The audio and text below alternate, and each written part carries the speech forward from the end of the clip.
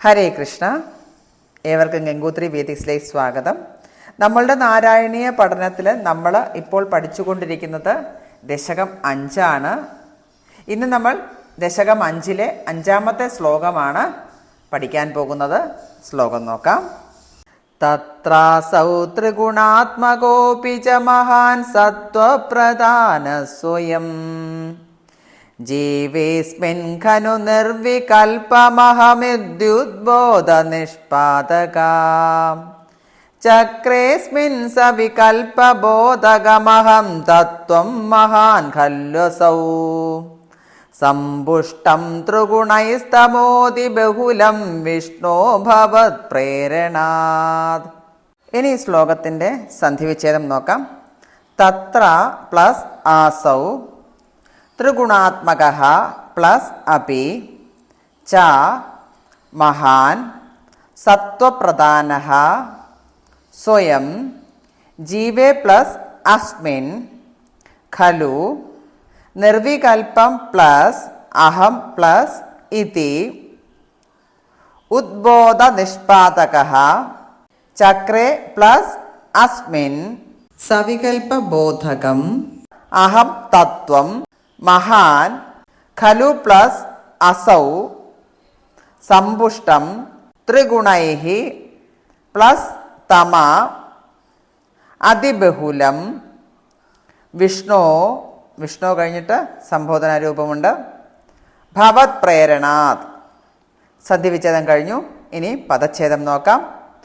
ത്രിഗുണാത്മകഃ ത്രിഗുണ ആത്മകഃ സത്വപ്രധാനഃ സത്വപ്രധാനഃ ഉദ്ബോധ നിഷ്പാദകഃ ഉദ്ബോധ നിഷ്പാദകഃ സവികൽപബോധകം സവികൽപബോധകം ത്രിഗുണൈഃ ത്രിഗുണൈഃ അഹം തത്വം അഹം തത്വം ഭവത് പ്രേരണാത് ഭവത് പ്രേരണാത്.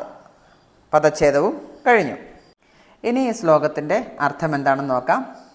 തത്ര അസൗച മഹാൻ.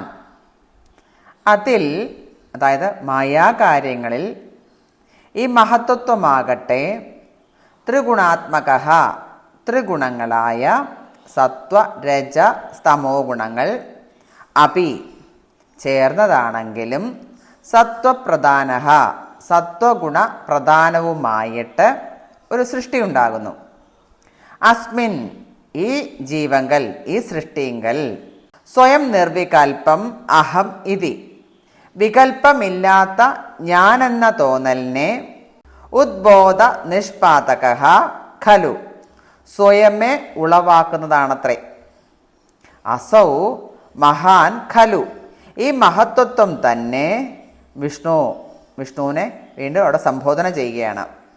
ഭവത് പ്രേരണാത് അവിടുത്തെ പ്രേരണ ഹേതുവായിട്ട് അസ്മിൻ ഇതിങ്കൽ, അതായത് ഈ ജീവങ്കൽ ത്രിഗുണൈഃ സമ്പുഷ്ടം ത്രിഗുണം നന്നായി തികഞ്ഞതും തമോതി ബഹുലം എന്നാൽ തമോ ഗുണത്തിന് ആധിക്യമുള്ളതും സവികൽപബോധകം മുൻപ് പറഞ്ഞ വികൽപ്പത്തിൻ്റെ ബോധമുളവാക്കുന്നതുമായ അഹത്തത്വം ചക്രേ അഹങ്കാരം എന്ന തത്വത്തെ കൂടി സൃഷ്ടിച്ചു. അതായത് മായാകാര്യങ്ങളിൽ സത്വരജ തമോ ഗുണങ്ങൾ ചേർന്നതാണെങ്കിലും സത്വഗുണപ്രധാനമായ ഈ മഹത്വത്വം ഈ ജീവനിൽ വികൽപ്പമില്ലാത്ത ഞാനെന്ന ജ്ഞാനത്തെ ഉണ്ടാക്കുന്നു.